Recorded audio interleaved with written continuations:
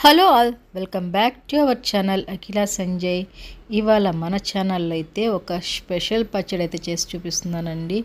ఏంటి అన్ని పచ్చళ్ళు తిని బోర్ కొట్టేసిందా? ఒక్కసారి ఈ పచ్చడి అయితే చేసి చూడండి. చాలా అంటే చాలా టేస్ట్గా ఉంటుందన్నమాట.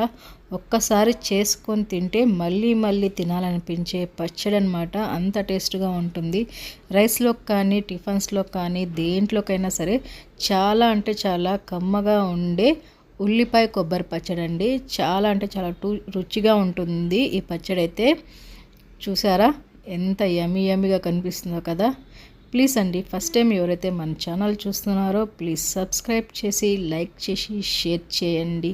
మీరు వేసే ఒక లైక్ వల్ల నా వీడియోస్ చాలామందికి సజెస్ట్ అవుతాయి అన్నమాట. ప్రాసెస్ అయితే చూసేద్దాం పదండి. ఫస్ట్ అయితే ఒక మిక్సీ జార్ తీసుకొని ఇందులోకి ఎండుమిర్చి అయితే యాడ్ చేశానండి. ఇది రోట్లో కూడా దంచుకోవచ్చు అండి. రోట్లో దంచుకుంటే ఇంకా టేస్ట్గా ఉంటుంది. తర్వాత ఒక కొబ్బరి చిప్ అంతా పడుతుందండి. ఎండు కొబ్బరి వేశాను నేను.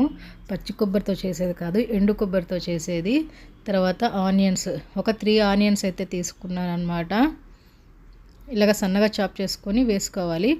ఒక 5 ఎల్లిపాయల రెబ్బలు, రుచికి తగినంత సాల్ట్. దీన్ని మనం ఇప్పుడు గ్రైండ్ చేసుకుందాము. చూడండి, గ్రైండ్ చేసుకున్నాము కదా.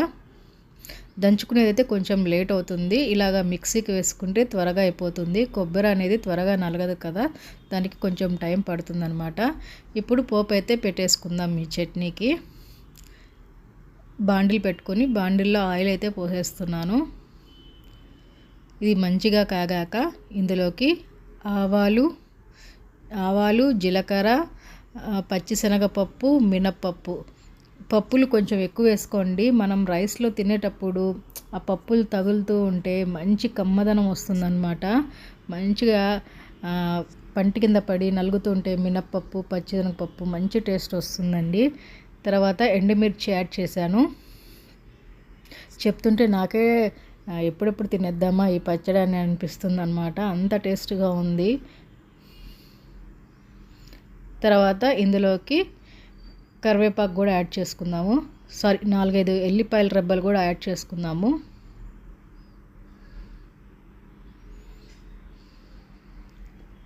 పోపు అయితే మంచిగా వేగాలండి, మాడిపోకూడదు. సిమ్లో పెట్టుకొని పోపునైతే చేసుకోండి. ఇది కొంచెం వేగాక ఇందులోకి ఇప్పుడు మనం కరివేపాకు అయితే యాడ్ చేద్దాము. పోపు మంచిగా వేగింది కదా. ఇప్పుడు ఇందులోకి మనము గ్రైండ్ చేసుకున్న పచ్చడిని అయితే ఇందులోకి అయితే యాడ్ చేసుకొని ఒక 2 to 3 minutes ఆయిల్లో వేగనిద్దాము. ఎందుకంటే అన్నీ మనం పచ్చివే గ్రైండ్ చేసాం కాబట్టి ఒక 2 to 3 minutes ఆయిల్లో వేగనిద్దాము చట్నీ అనేది. పచ్చడి మొత్తం వేసుకొని మంచిగా వేయించేసుకుందాము దీన్ని.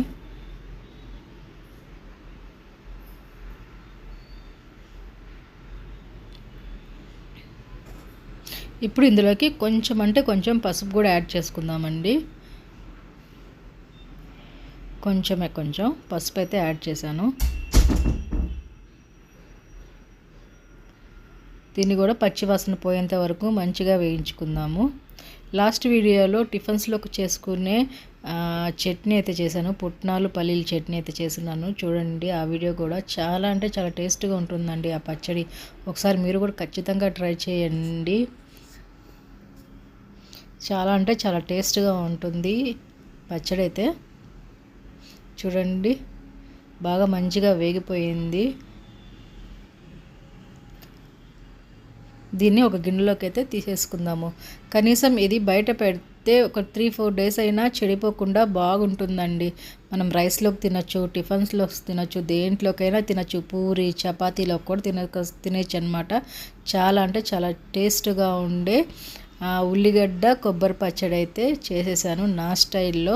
ప్లీజ్ అండి, ఫస్ట్ టైం ఎవరైతే మన ఛానల్ చూస్తున్నారో ప్లీజ్ సబ్స్క్రైబ్ చేసి లైక్ చేసి షేర్ చేయండి. మీరు వేసే ఒక లైక్ వల్ల నా వీడియో చాలామందికి సజెస్ట్ అవుతుందన్నమాట.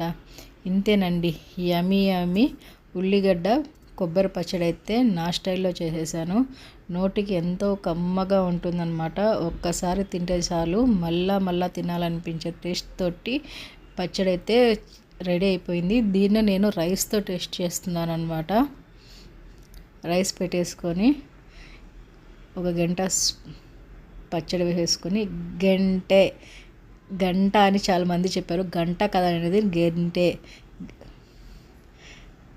వేసుకొని ఈ పచ్చడి మొత్తం కలుపుకొని కొంచెం నెయ్యి ఉంటే నెయ్యి కూడా వేసుకోండి, చాలా బాగుంటుంది.